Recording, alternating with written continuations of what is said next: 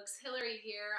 I just got done teaching a yoga class, so I thought since I'm already on the ground, I would do a little bit of tutorial on how to start meditating at home or how to take your meditation to the next level. There's tons of different tips to talk about meditation, but today I'm going to take it basic to how do you sit and how do you breathe. Because if you can get these two things really solid within yourself and your body, your meditation practice will take off, I promise you. In fact, I was meditating for 2 years before somebody taught me the correct way to sit in meditation, and it changed absolutely everything. So we'll talk more about meditation as we go, but here are just the two things I think are most important: how to sit and how to breathe. The most important thing when you're sitting in meditation is to have a straight spine. So does it matter if you're on the floor? Does it matter if you're in fancy lotus position? No, you can be in a chair and be meditating just fine. In fact, the whole purpose for all those fancy yoga postures is to train the body to have a strong enough core and loose enough hips so that you can sit for a long time and not be uncomfortable. The classic lotus pose with those feet that are on top of the lap, that's actually to help your hips stay stable and stay grounded.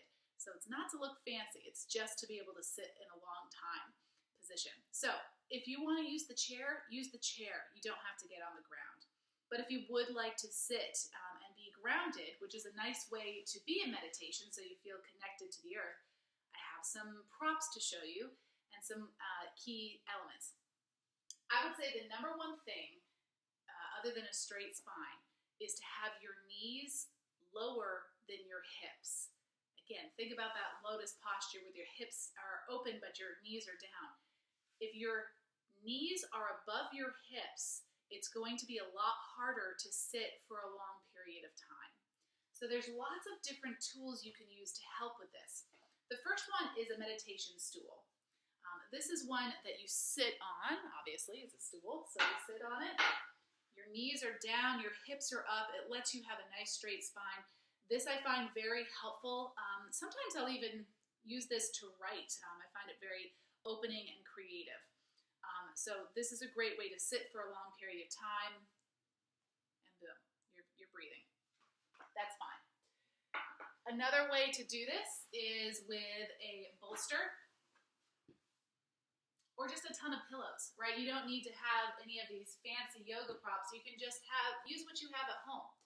So a bolster is very nice because it lifts you high, and your knees go down to the ground at that point. Let me adjust here so we can see it all. Knees to the ground. Now my spine is nice and straight. Promise you, it's a small thing, but it's a game changer if you get your knees lower than your hips. Now let's say you're sitting upright here and your knees don't open. That's fine. Take 2 blocks and set your knees on them. Again, very comfortable, great position to sit. You can sit for a while. As you do your yoga practice or as your hips open up a little bit, you can take maybe one of the more traditional yoga cushions.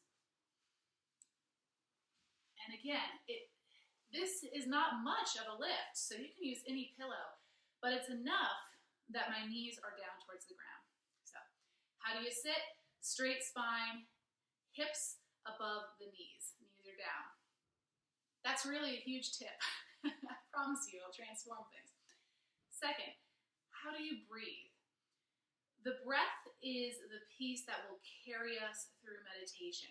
It will be very natural for your mind to start to wander. It might even be natural for anxieties to start to float up.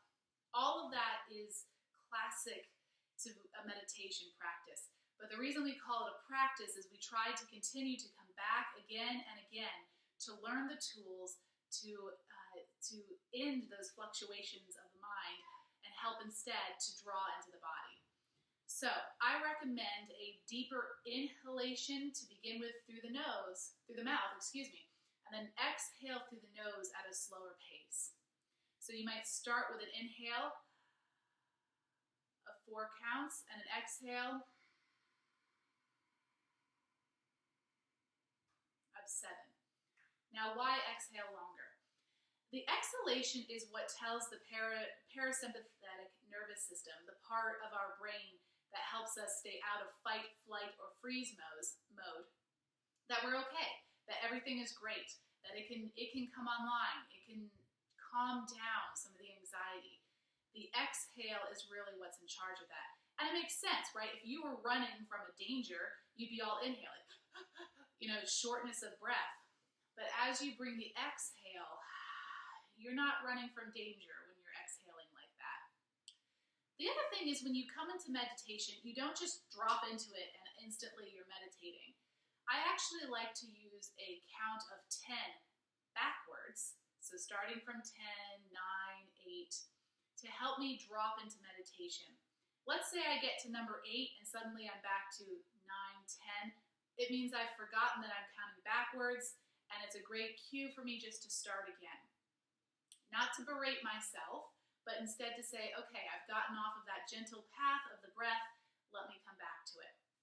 So, the key for meditation is to have your knees down, over your hips, straight spine, and to let the breath be your guide. Always return back to it.